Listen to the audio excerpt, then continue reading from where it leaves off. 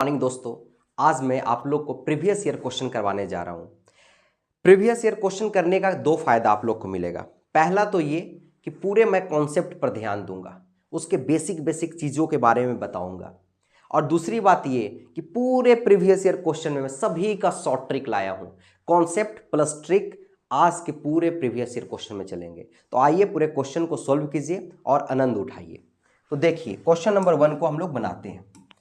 Question number 1 हम लोग का जेईई मेंस 2020 का पूछा हुआ क्वेश्चन है। ठीक है, क्या बोलता है कि अल्फा और बीटा टू रूट्स है ऑफ द इक्वेशन।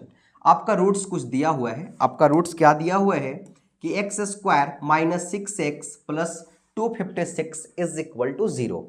आगे बोलता है देन द वैल्यू ऑफ आपका इसका वैल्यू निकालने के लिए दिया हुआ है, कुछ पावर दिया हुआ है। तो देखिए, जब भी इस तरह का इस कंडीशन का क्वेश्चन आपको मिलता है, जब भी इस तरह का क्वेश्चन मिलता है, नंबर 1 ध्यान इस बात का देना है कि कभी भी हम लोग को अल्फा और बीटा अलग अलग नहीं निकालना है, सेपरेट नहीं करने का। ठीक ना, अलग अलग कभी नहीं करने का, दोनों को साथ में रखने का। चूंकि इसलिए कि आप दोनों वैल्यू के अल्फा बीटा को साथ में रखिएगा तो निकालना आसान हो जाएगा, और अगर मिडिल टर्म स्प्लिट कीजिएगा तो समस्या बढ़ जाएगा। चूंकि पहले इसका मिडिल टर्म स्प्लिट कीजिएगा, अल्फा बीटा निकालिएगा, फिर इस पर पुट कीजिएगा तो दिक्कत है। तो सर पहले क्या करें, पहले आप इसको सोल्व कीजिए। तो क्या आप लोग इसको ऐसा लिख सकते हैं कि अल्फा का पावर क्या हो जाएगा यहाँ के अकॉर्डिंग 3/8। क्या हो जाएगा 3/8 बटा में क्या हो जाएगा बीटा का पावर 5/8 प्लस ये क्या हो जाएगा ऊपर में बीटा का पावर 3/8 और अपॉन क्या हो जाएगा अल्फा का पावर 5/8। बोलिए हाँ या ना। यहां तक कोई भी दिक्कत नहीं होना चाहिए। आगे देखिए, अगर हम इसका एलसीएम लेते हैं तो क्या हो जाएगा बीटा का पावर 5/8 इंटू अल्फा का पावर 5/8। ऊपर में यहां आपका बीटा है, यहां बीटा प्रेजेंट है तो ऊपर अल्फा अल्फा सेम। अगर वेरिएबल सेम है तो इसका जो पावर है वह क्या हो जाएगा ऐड हो जाएगा। क्या हो जाएगा ऐड हो जाएगा। तो 3/8 प्लस 5/8 8/8 यानी क्या केवल बच जाएगा, केवल अल्फा बच जाएगा। ऐसा क्यों सर, क्योंकि 3/8 और प्लस 5/8 क्या हो जाएगा 8/8 कैंसिल होकर 1 आ जाएगा। तो केवल क्या बच जाएगा अल्फा। सेम कंडीशन बीटा के लिए हो जाएगा। चूंकि अल्फा अल्फा प्रेजेंट है तो बीटा आ जाएगा, तो क्या हो जाएगा बीटा केवल बच जाएगा। चूंकि 5/8 3/8 प्लस 3/8 प्लस 5/8 आपका कितना हो जाएगा 8/8। यानी ऊपर में केवल क्या बच जा रहा है आपका, ऊपर में केवल बच जा रहा है अल्फा प्लस बीटा और नीचे बच रहा है अल्फा इंटू बीटा का पावर 5/8। आप इसे ऐसा भी लिख सकते हैं कि अल्फा प्लस बीटा अपॉन में अल्फा इंटू बीटा का पावर 5/8। बोल भाई हाँ या ना, अरे बोल भाई हाँ या ना। बिल्कुल लिख सकते हैं भैया। चलिए बढ़िया, अगर लिख सकते हैं तो हम लोग एक बहुत छोटा सा बात जानते हैं जो क्लास 10th में पढ़े थे। क्या पढ़े थे बताइए सर।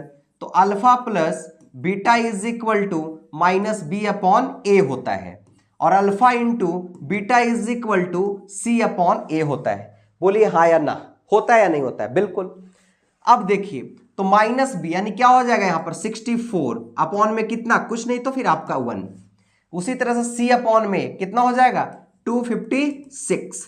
अरे भाई होगा या नहीं होगा, बिल्कुल होगा। अब सोचिए अल्फा प्लस बीटा के जगह पर कितना पुट करेंगे, तो पुट करेंगे 64 और अल्फा इंटू बीटा के जगह पर कितना 256 और पूरे का पावर 5/8।